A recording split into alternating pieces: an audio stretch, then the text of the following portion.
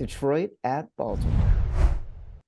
We like this at 2.5 a lot, but I do think we're a little suspect. I'm encouraged that you said the wise guys have been coming in on the Ravens.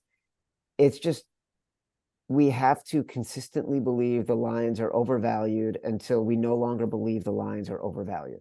And we love the Ravens as a short home favorite, even though Lamar is terrible as a favorite, even though Goff is brilliant against the spread the past 5 years. Um, we don't love the Lions in the spot consistently coming off of big wins outdoors in games where the wise guys were against them. Uh, it has to crack. If they don't crack, then they probably should be the odds-on favorite to win the NFC. This has got to be the foxhole. Foxhole. Like there are so few. Obviously, we've seen the discrepancy in the numbers. There are so few people jumping our foxhole here with us, Chad. Like the public is totally all in on this Lions team. Yes. It doesn't matter what me and you say. We can beg them and try to convince them. Maybe they'll listen to this. We already talked about Northeast is supposed to have some bad weather. So right now we think there's going to be bad weather. Montgomery is out. Gibbs is out. So the number 1 and 2 running backs are out for the Detroit Lions. Reynolds, the guy who came and made that incredible block last week, that another running back for Detroit, he has not practiced all week. So a team that, their identity is through the run. I mean, Goff obviously picked it up last week against Tampa. That was on a clear, perfect sunny day. You're not getting that in Baltimore. And in comes Lamar and that running style offense. And yes, I agree. They're trying to pass more. When it gets down to it, they just want to win. Like Lamar said that himself. If the coach needs him to run and the game plan makes it that way, he'll run the ball. And this is the perfect opportunity to run the ball against a team that, say what you want about this Lions team. They are different outdoors. And I get the credence of last week, how they played so well defensively against Tampa. Look at all the splits right now, this Ravens team. Not only do they have a top 5, top 6 defense in DVOA, their offense is right there. So it's a team that the only fear for me is the fact that they're coming back from playing abroad, Chad. Like that's the only worry, because I keep having that Evan stat pop in my head about those close games in the fourth quarter on these London teams. But even if this is -3.5 in our contest, I'm not going to let it scare me off. Like I'll bite the bullet.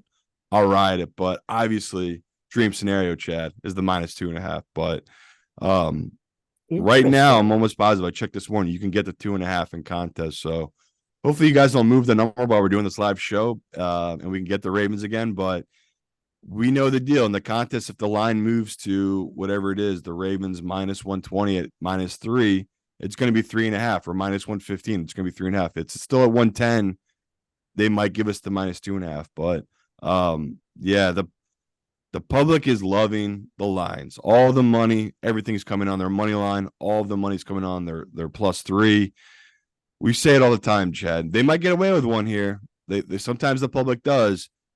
But public dogs almost always die. Almost always die. And you saw last week at Tennessee. Tennessee had a million chances to cover against the Ravens. It was there a million times, but it just never got there. And that's just a classic public dog, where it's like, there's a reason they're giving you all those free numbers. Like they know what they're doing, bumping this number up. So I am shocked to see the reverse line movement, just because so much money is coming in on this Lions team and their money line. But not gonna let it make me waver, Chad. The Lions are totally overvalued.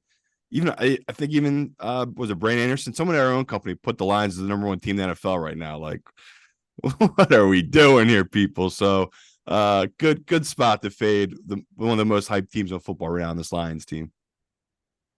Your conviction has just given me so much confidence in the bet that we made, because I was a little bit nervous about it, even at the 2.5, because of how well the Lions have been playing and how bad the weather helps. The weather helps for sure. The weather helps. Highest wind game this week, 16 miles per hour right now projected. The Washington Commanders and the Giants are at 15. Also, reminder, unders tend to hit in these high wind games. We saw it again last week. We saw it with the Bears, and Minnesota was a high wind game. The under hit. So those Cleveland. Cleveland. Like, so And obviously again, the wind mattered. If you watch the data tracker on that kick, the wind shifted it almost 2 feet, and that's yeah, why that field goal was missed. Which, if he would have hit it, would have lost that under. So the winds definitely matter. dude, look at you looking at the data tracker, moving the kick 2 feet. This is why you're a professional. You are you are looking at everything, no detail. You're the Bill Belichick, Belichickian Belichickian research right there.